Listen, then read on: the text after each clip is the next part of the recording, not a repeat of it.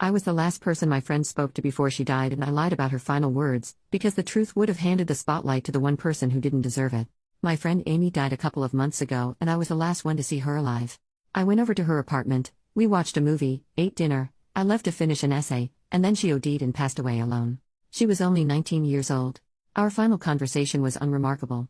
I said it was good to see her, thanked her for the food, we made plans for the sports we were going to play together the following week. I told her I would send her a bread recipe we had talked about, and she said she was excited to bake it to bring to a potluck that was coming up. She wished me luck with the essay and I said I would try, but Brian, my roommate, was always loud and distracting, so hopefully I could get it done before he came back from clubbing. She laughed, and the very last thing she said was to say hi to Brian for me. Amy didn't answer messages the next day, so I sent her roommate, Kara, a message to ask if everything was okay. Kara had been staying nearby with her boyfriend, so went home to see what was happening, and found Amy's body. She let me know what had happened, and after that there were police and all sorts. It was a shock and confusing, but I did not pry for details. Amy and Kara were incredibly close, practically sisters, so I absolutely did not want to bother her with questions, and the police had investigating to do.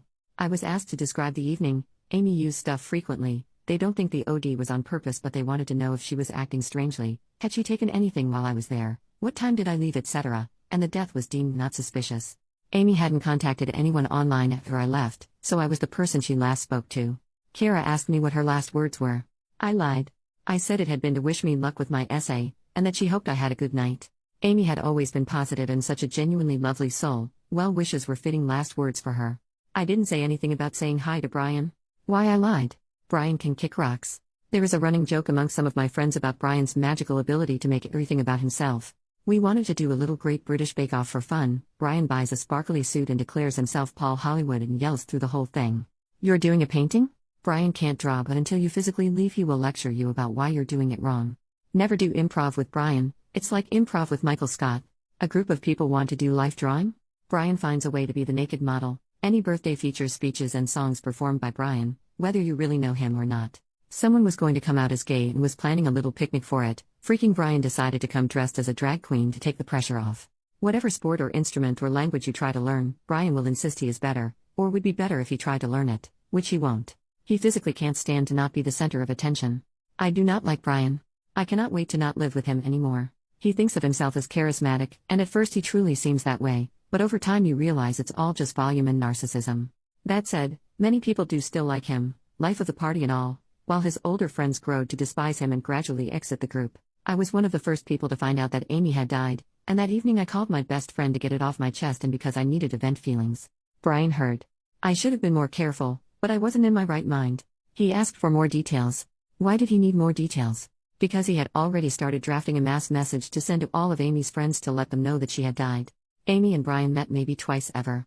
I told him he couldn't send it. This was on the day I found out. The police were only just involved.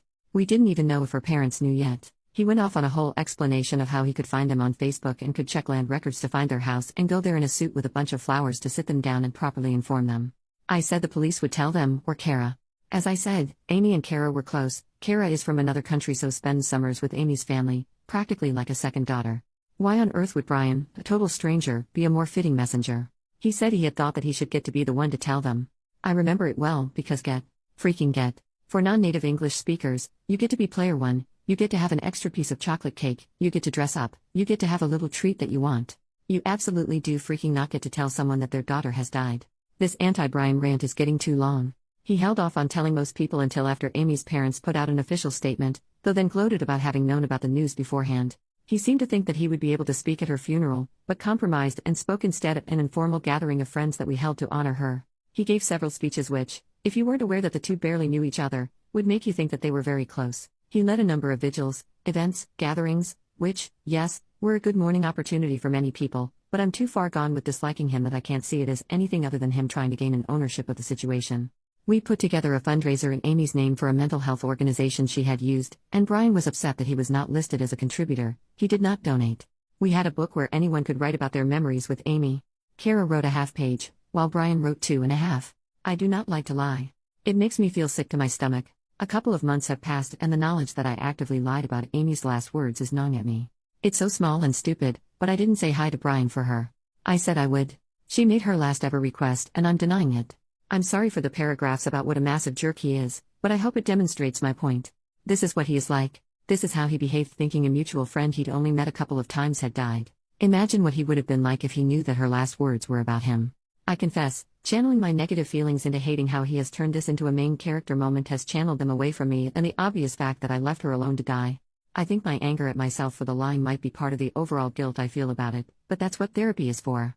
Thank you for reading.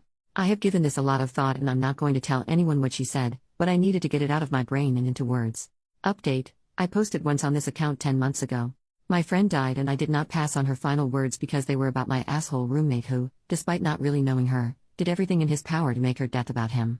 Sharing the words would cause problems, but not sharing them was eating me up inside, so I told Reddit. I thought it would feel like screaming into a void and was surprised to find support and understanding. It helped me work through my feelings, validated my choices, and made me feel seen. Thank you to every internet stranger who read it and gave their love. I love you all. I was holding a lot of guilt as the last person to see her alive, and sharing my feelings encouraged me to seek therapy. Love especially to everyone who told me to do that. To address some comments, people had horrific things to say about Amy because she took recreational drugs. That's because of me, and it's brand new guilt to deal with. For the people saying fake story because names. In the original post, I wrote A, B, and C, but then it wasn't very readable, so I changed it to Amy, Brian, and Kara. For the people saying they were secretly best friends or lovers. No, they were not. He met Amy twice in group settings. Most of his speeches concerned a theoretical future friendship that was robbed from him. Also, she was gay. For the people saying no 19-year-old has that many hobbies, we went to societies together. It was only 2 or 3 evenings a week and we didn't have a high study load or jobs. I don't know why some people obsessed over that being impossible. For the people saying you're the one making her death about Brian. That's fair. My post turned into an anti-Brian rant. The grieving heart wants what it wants, and obsessing over my roommate being a narcissist got me through the first big wave of depression. And finally, for the people saying, you're making this all about you, it's my post. It's the Off My Chest subreddit and I'm getting something off my chest. Anonymously on the internet because it would be inappropriate and self-serving to do so in real life. Now onto the updates if anyone wants to know. I'm doing alright. Grief is grief, it gets easier every day except for the days when it doesn't. It's been a year since Amy passed, and I can now think about her without crying. Kara is holding up. She took time away from studying but recently came back. One of her family members moved to be near her while she finishes her degree, so she's got support and seems to be doing well. Amy's parents came down for the anniversary memorial. It was good to see them, but hard to say if they were doing better or putting on brave faces for her friends. They're keeping busy. Brian went and found new friends, something he does regularly. As fast as he took over Amy's memorials, he stopped, like a child bored of their new toy. After a month or so he decided he was over it and became passive-aggressive at those still mourning.